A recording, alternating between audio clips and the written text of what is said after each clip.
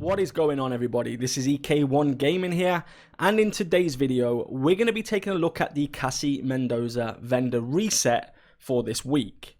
Now, if you are unaware on how to unlock this vendor, then be sure to check out my video showing you the snitch locations where you can actually go to unlock the vendor each week. Now, the link will be in the description below for that video, and it will also appear just above on the right hand corner of this video. If you click that eye, it will take you to that video. Now, before we get into it, if you are new to the channel, make sure you hit that subscribe button and the little notification bell. If you want to go that extra step and be super awesome and be rewarded for supporting the channel, then make sure to check out the Patreon link in the description below. Now, with that said, let's take a look where Cassie is this week. Now, on my map, Cassie is near the overgrowth control point. So if you just go up a little bit to the left, the vendor is right here. So if you can just see that on your map, make sure you mark it. You should see the white shopping cart. That indicates that Cassie Mendoza is in that location. Now, as for things to sell or things to buy from Cassie Mendoza, it's not great. Again, it is slightly better than it used to be, but it's still not the best in my opinion. We've got their Emmeline's Guard, which is an SMG. It's got maxed out SMG damage, crit chance, and optimal range. This has perfect preservation on it. Basically, killing an enemy repairs 12% armor over 5 seconds, and headshot kills improve the repair by an additional 12%. So that's not bad if you haven't got one, if you haven't dropped one.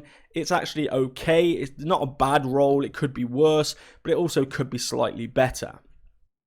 Now, the next item is another named item, and that's the Anarchist's Cookbook. And this is part of the Golan gear, which is a status effect gear. It's basically got armor, hazard protection, repair skill, and the talent is perfectly wicked. So applying a status effect increases total weapon damage by 18% for 27 seconds.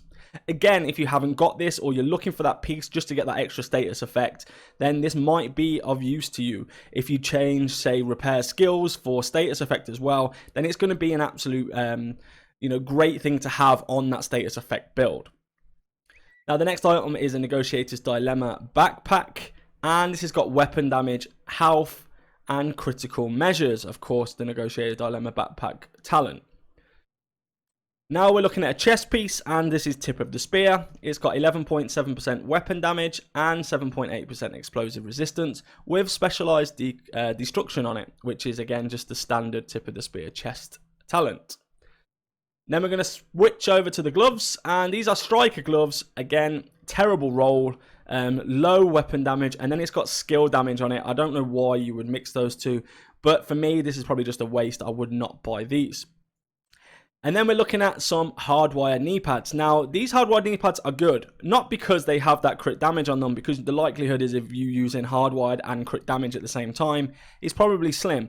However, if you don't have this in your library, like the 12% crit damage, then buy these and then just deconstruct it in your library so you keep the 12% crit damage to go on to other items.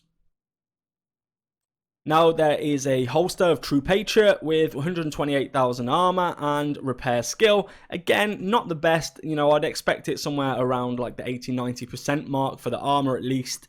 But again, if you don't have the holster, it's worth picking up. It's not the worst roll in the world.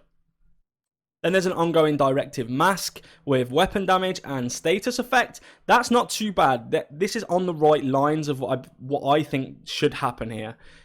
This is a status effect gear set, so why wouldn't they have status effect on it or already, and then let you roll the core attribute to whatever you want? So if you haven't got one of these, definitely worth picking up and definitely worth grabbing this. Now, the first weapon there is a FAL, which is an AR. It's got 11% assault rifle, 20% health damage, and 9.5% magazine size. And then the talent on there is the headshots grant 50% status effect damage and duration. The next status effect you apply, basically just land loads of headshots and you're going to get more status effect. The talent on here is worth getting the gun for, just to take that talent and put it on maybe something better, something with better rolls. Then we're looking at the Spaz 12, which is a shotgun, and it's got maxed out shotgun damage. So if you don't have it in your library, make sure you get this just to get the maxed out stat. Damage to armor and swap speed with strained. Going back to brand sets now, we've got a Murakami, and this basically has explosive resistance and crit chance. Crit chance is quite high, maximum 6%, so you're only half a percentage off maximum for this.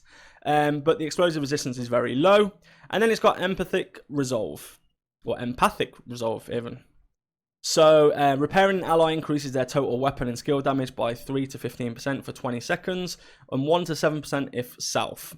And basically your effectiveness is increased by your skill tier. So it's worth getting this if you want skill duration, or you just need maybe that crit chance attribute there. Now we've got Richter and Kaiser knee pads, and this is an incoming repairs. Again, both stats not great, explosive resistance and armor regen.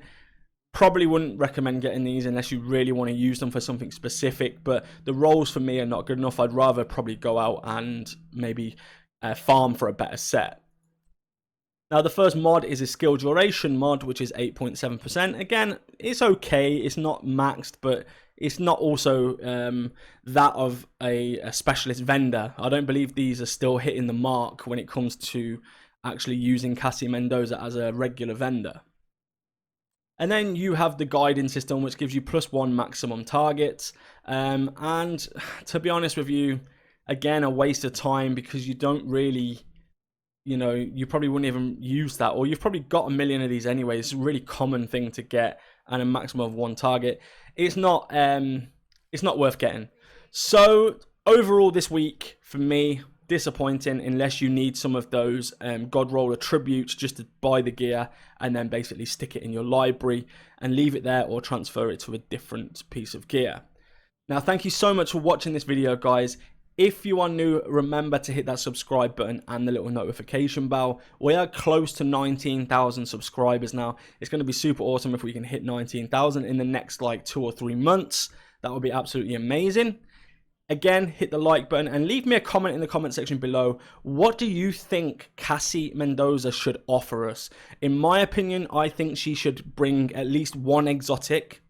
And there maybe should be some kind of value to it where you have to pay for it using the credits, but you also have to then go and complete, say, an objective to actually fully unlock it. So you buy, like, I don't know, like the card from Cassie, and then on this card it gives you an objective, and that might be complete a mission within a certain amount of time. That might be complete a mission with pistol only or something like that, just to make it more interesting, and then you unlock the full exotic item.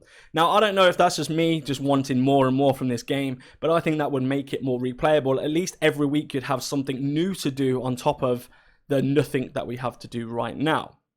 So thank you very much, guys. Take care, and I will see you all in the next video. Let's go!